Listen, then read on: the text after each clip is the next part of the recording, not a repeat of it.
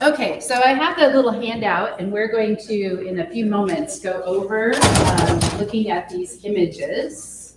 So this is actually, these are actually images from the textbook, but they're unlabeled, and so we're going to spend some time labeling them. I happen to be a very visual learner, and so one of the things that I discovered that I could do really early on is when I'm answering a question on a test, I can actually visualize the image from the book. I don't know if any of you guys can do that as well. So I can actually like mentally go back and find information from a visual impression that I have in the book. I know not everybody's visual, so we'll try to have some auditory and kinesthetic learning as well. Did everybody get a copy? Yes. Okay. So I did send out an access code. Specifically, I think it's for those people who are new this quarter, who haven't signed into Pearson at all. And so you can look at your email for that code to fill that in when you create your account for the Pearson. So are there any other questions about that? Yes. I was actually going to ask that. I couldn't get into the Pearson. Okay, so I think that with that new code that I just got this morning, okay. So the distance ed person didn't send me that code till this morning. So with that code, I think you should be able to access it. And that'll be in Canvas or? It should be in your email. It might be in your, I don't know, is your school email separate from your Canvas email or does it go both places? It's separate. It's separate. It was in It's my separate. Canvas email. It's in your Canvas email. Okay.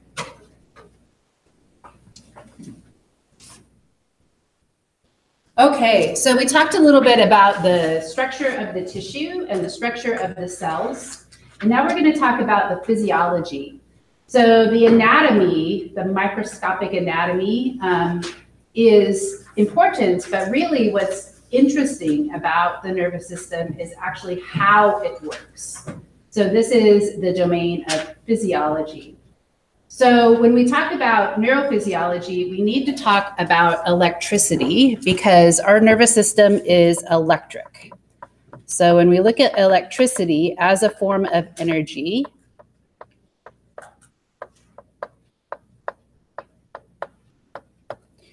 the definition of electricity is actually the movement of charged particles.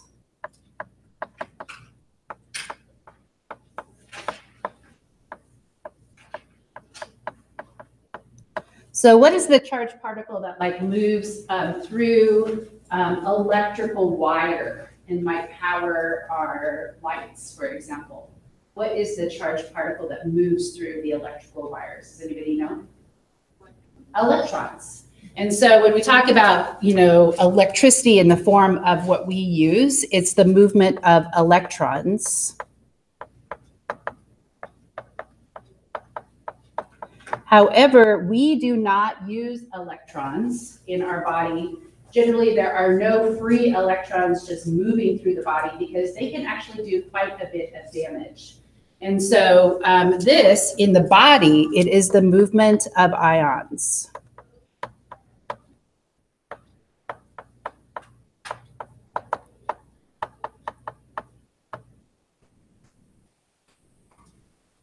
So ions are charged particles, and we can talk about ions as either being positively charged or negatively charged.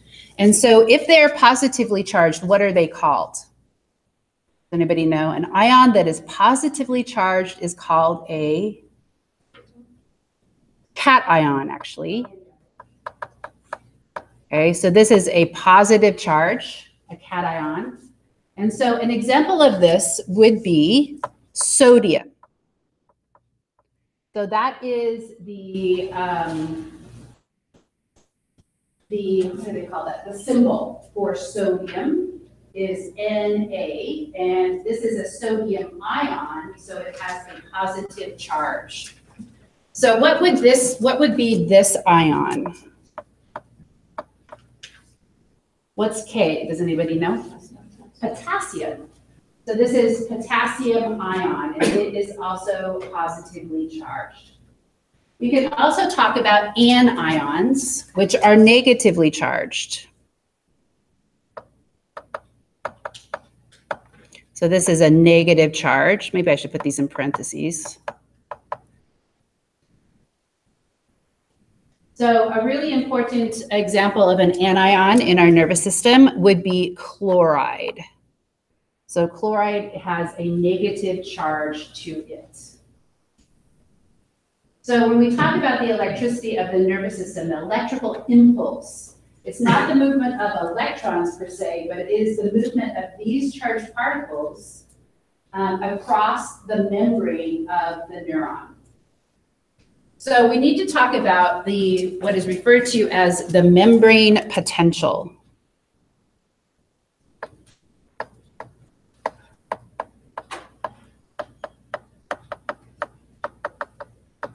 So potential generally refers to potential energy. So we can store energy as potential energy. And in this case, it has to do with the difference in the charge between the inside of the neuron and the outside. So this is the difference in charge between the inside and the outside of the neuron.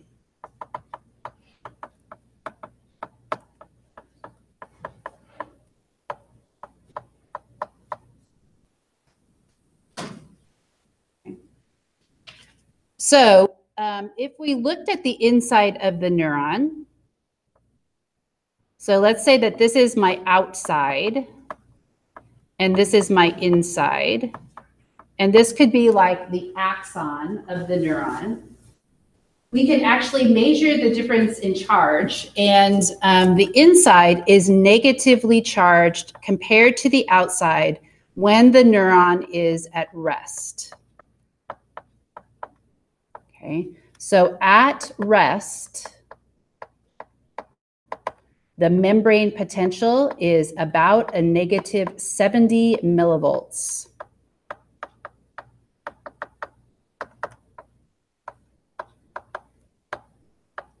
So that's millivolts. If you think about that, that is voltage. That is a measure of charge.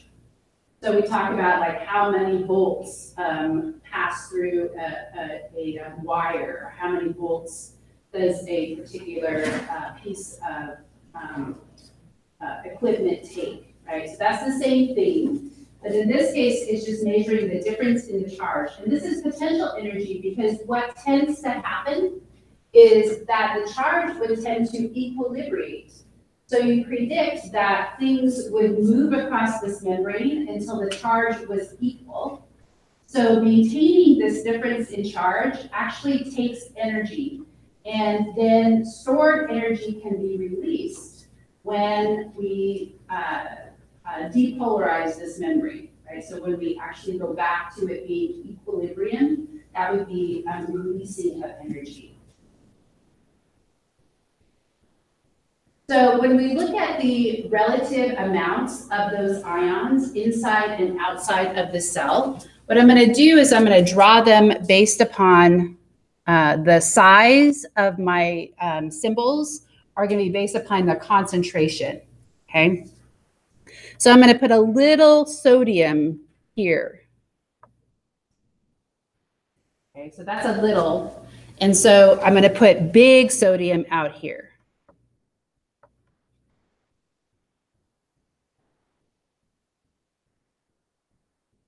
So what that means is that the sodium is more concentrated outside of the neuron than it is inside the neuron. And then I'm going to put a big potassium on the inside, and then I'm going to put a little potassium on the outside.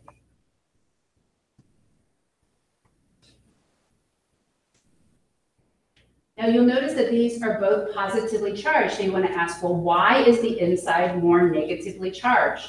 And the reason for the inside being more negatively charged is that there are small proteins that have a negative charge that stay inside the neuron and they cannot leave because there are no channels for them to move. And so I'm just going to put big A on the inside. So that just means anion. So that negative charge stays inside of there.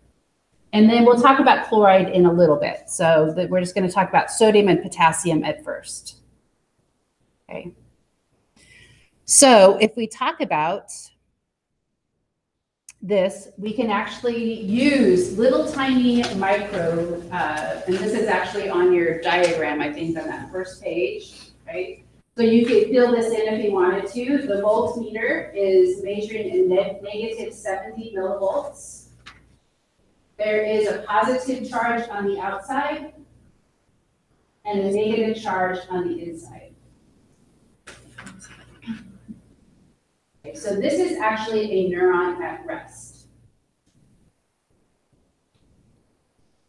Now, in order to understand how this membrane potential changes and how the charge moves, we need to talk about the gated proteins, or the gates, the membrane ion channels. So in cell biology, you've probably talked about the structure of the plasma membrane, and that in the plasma membrane, we have proteins that float around in the plasma membrane, and they serve as channels for substances to move into the cell or substances to leave the cell. And so the first type of channel, which is important, is called a leakage channel. Okay, so this is a channel that is always open.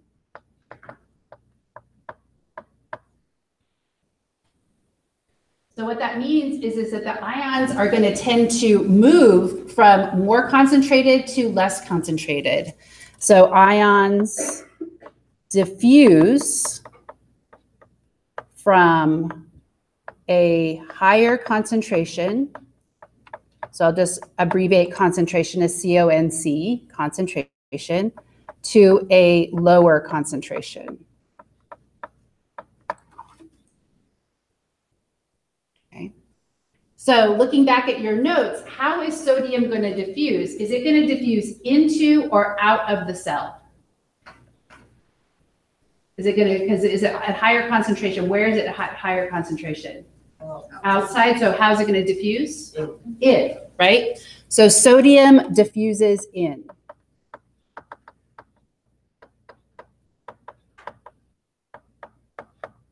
And likewise, potassium diffuses out.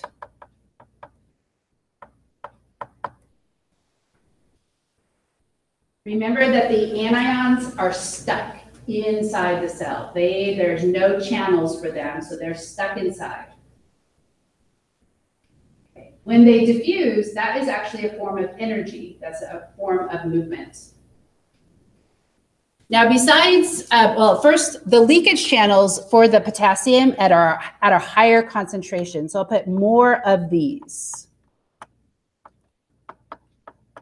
So potassium tends to diffuse out of the cell at a higher rate than sodium is diffusing in. And so sometimes they say that potassium is more important in maintaining the resting membrane than sodium is, because it will tend to diffuse out greater. Okay, so we also have what are called gated channels.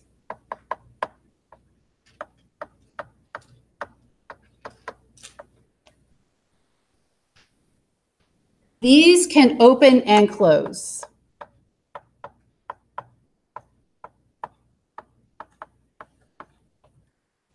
They can be gated due to chemicals, so they can be chemically gated.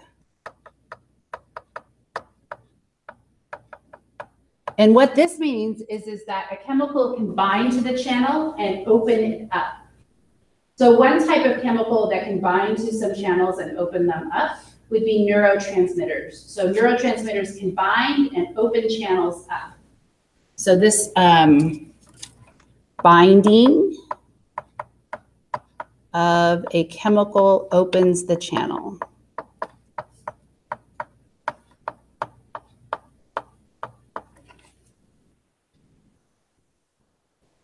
These are actually really important on the dendrites.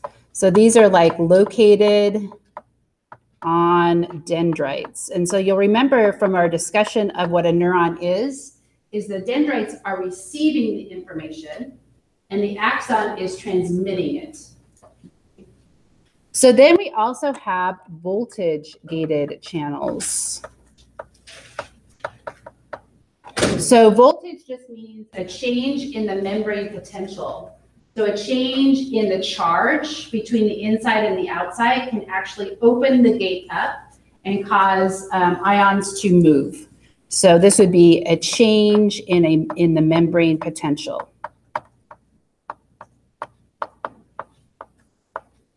So this is actually really important on the axons. So this would be for the propagation of a impulse along the axon. We'll talk about what this impulse is in a minute.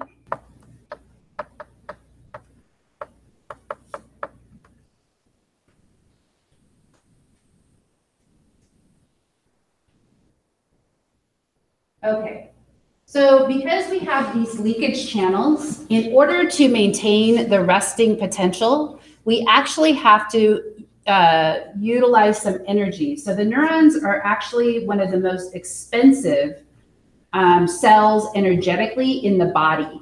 So our nervous system is extremely energetically expensive to maintain. And that's why probably most organisms optimize the amount of nervous tissue in their body so that they just have the optimal amount. You don't want to have a huge brain if you don't need one, right? Because the nervous tissue is very expensive to maintain. And the reason for this is because of how we maintain the resting potential. So I'll come back to this in a second. Okay, so this resting membrane potential is a negative 70 millivolts. About. Sometimes it differs. Okay. The gated channels are closed.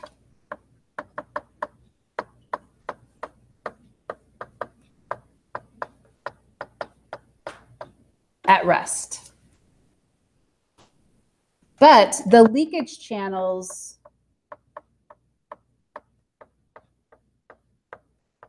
allow ions to flow.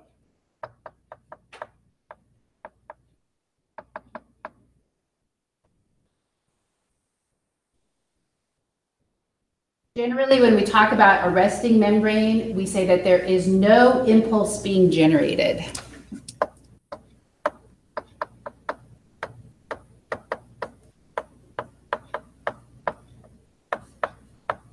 And so what this means is that generally there is no neurotransmitters being released.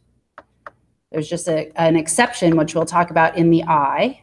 So generally, no neurotransmitters are released.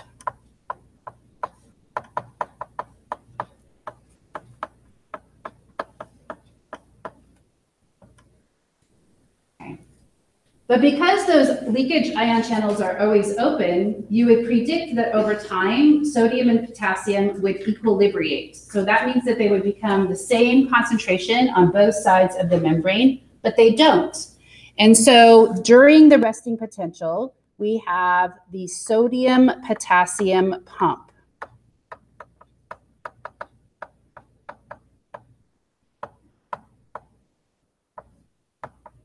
So this is active. So this is an example of active transport.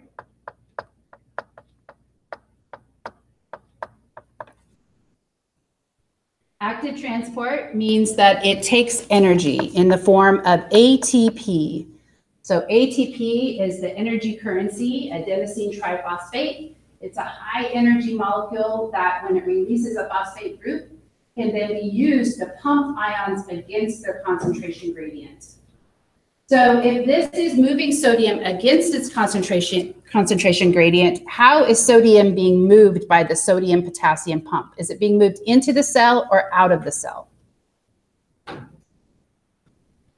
If it's moving against its concentration gradient, so we'll put ions pumped against their concentration gradient.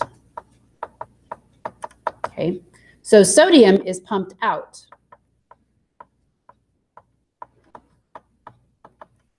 So even though it's at a higher concentration, they force, using energy, the sodium back out, right? And so the potassium is pumped in.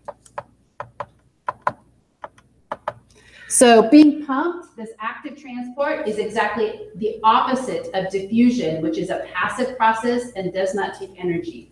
So active transport is a process that takes energy and moves stuff against their concentration gradients. Okay. So if we look at some examples of this, so these are the leakage channels. So potassium is leaking out, right? Those channels are always open. I'm going to show you these pictures. We're not quite to the handout that I just gave you. This is sodium is always leaking in, right? So this is the pump. So notice that there are enzymes that break ATP apart, and they pump sodium out and potassium in. So it is this ATP pump that actually helps to maintain the gradient. It takes lots of energy. So if you think about it, neurons that are doing absolutely nothing are using energy, right? All the time, doing absolutely nothing. And the reason why they're doing that is they're getting ready to respond to a stimulus. And in order to respond to that stimulus, we have to have that potential energy established first, okay?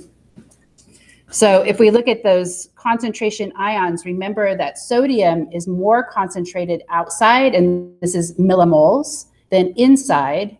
So if we pump it out, that's against its concentration gradient. Potassium is more concentrated inside, right? And then,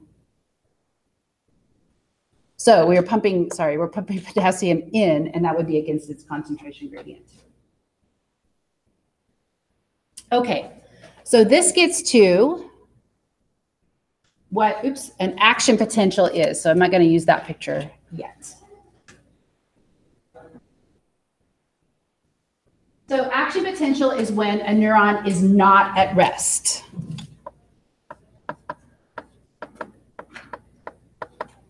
Okay, it is generating an impulse in response to a stimulus.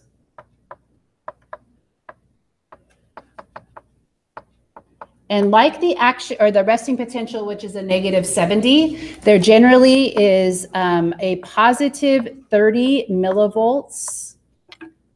So the action potential is a positive. So that means that the inside of the neuron has gone from being negative to positively charged. So that's a change in charge, and that is energy, right? Because we're moving ions, and that is energy. So this has to do with what is called a depolarization. So this is a little bit confusing to me, and it took me a while to figure it out, because depolarized, it's still a positive 30. That is a polarization.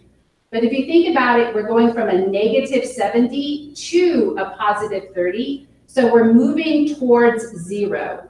So to go from -70 to positive 30, we're actually moving towards 0, and then we overshoot 0, and then we come up with a positive 30, okay? So that's why it's called a depolarization. Action potentials are actually all or none events.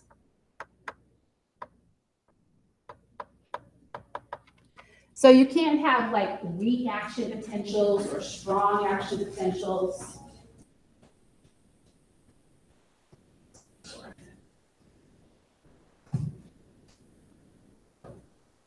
So all action potentials are identical to one another. So you could ask yourself, well, how come some stimuli are more intense? So why is it that like some lights are brighter to us or some sounds are louder? And we'll talk about this, but it has to do with the frequency of action potentials. So if you have, so a brighter light is going to create more action potentials, not stronger action potentials. So they're considered to be all or none events. Okay, so let's look at our diagram here. Okay. This is right here is a negative 70 millivolts. So this is the change in the action in the membrane potential over time. So on this axis, we would have time. And it is in milliseconds, so it's very fast. Right, it's less than a second. And then on this axis, we have membrane potential.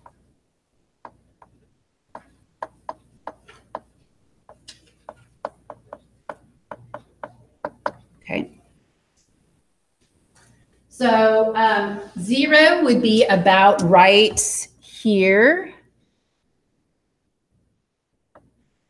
And this would be about a positive 30 millivolts. So what did I just say? When you go from negative 70 to positive 30, what is that called?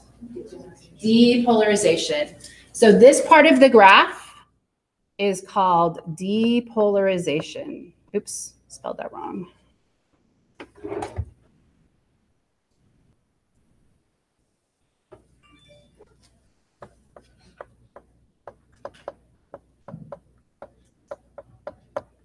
Okay.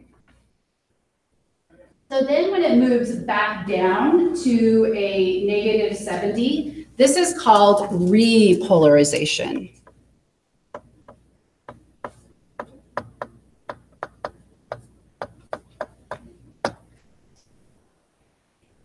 And you'll notice something that happens, it actually goes down, we'll talk about that dotted line in a minute, but it actually goes down below negative 70. And where it is actually below the resting potential, it is called hyperpolarization. So this would be hyperpolarization. So hyper means more polarized.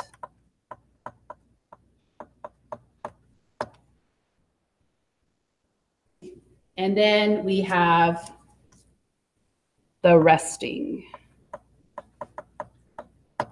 membrane potential.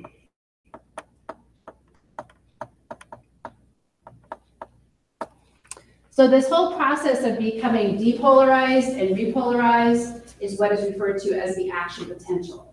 So this change in charge is the action potential. So if I was to draw the, let me draw this up here since it's so small on my thing. If I was to draw it, it goes from a negative to a positive and then back to a negative. Oops, positive, negative, negative, negative. Actually, the inside, the outside doesn't. Let me just erase that, sorry. Just do the inside. Okay. So this difference in charge, this is my action potential. And you can abbreviate action potential as AP. In the book, they talk about the AP, the action potentials. So that difference in charge is what we call the impulse and the stimulus. So I'm just going to show you a short little video from your textbook, actually, that talks about this impulse and then the maintenance of that resting potential. So this is just an animation from the video from your textbook. Let me see if I can make sure there's sound.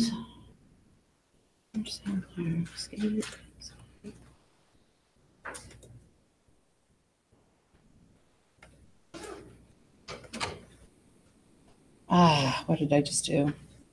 I just close it. Sorry, never used these before.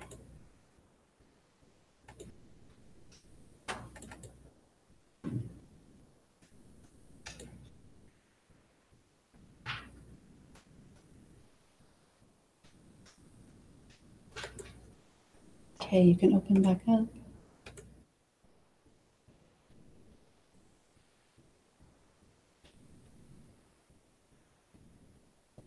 Oh, I lost it somewhere. That's kind of embarrassing. Okay, never mind. Okay, maybe we'll get that back. Oh, there it is. Wow, just showed up. Magic. Okay.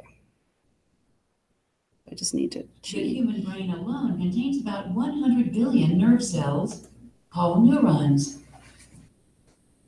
A neuron, like every other cell, has positively and negatively charged ions inside and outside. Further, a resting neuron has a greater negative charge on the inside surface of the plasma membrane and a greater positive charge on the outside surface. This partitioning of charge creates a voltage difference across the membrane known as the resting membrane potential, which can be measured using a voltmeter. On average, an intracellular electrode records a value of minus 70 millivolts. The resting membrane potential depends on two factors. First, it depends on the presence of sodium and potassium gradients across the plasma membrane. Specifically, there are more sodium ions outside the neuron than inside, and more potassium ions inside the neuron than outside. Second, the resting membrane potential depends on the differential permeability of the plasma membrane to sodium and potassium ions. Leak channels in the plasma membrane allow sodium and potassium ions to diffuse or leak down their concentration gradients. The membrane contains many more potassium leak channels than sodium leak channels. Thus, the membrane is much more permeable, or leaky, to potassium ions. As positively charged potassium ions leak out of the neuron, the inside surface of the membrane becomes negatively charged compared to the outside surface. If potassium was the only ion moving, the potential would stabilize at minus 90 millivolts. However, positively charged sodium ions leak into the neuron, which slightly offsets the negative charge and raises the voltmeter reading to minus 70 millivolts. Sodium-potassium pumps actively transport sodium ions out of the neuron and potassium ions back in, compensating for the sodium and potassium leaks. Thus, the pumps help to maintain the resting membrane potential. Okay.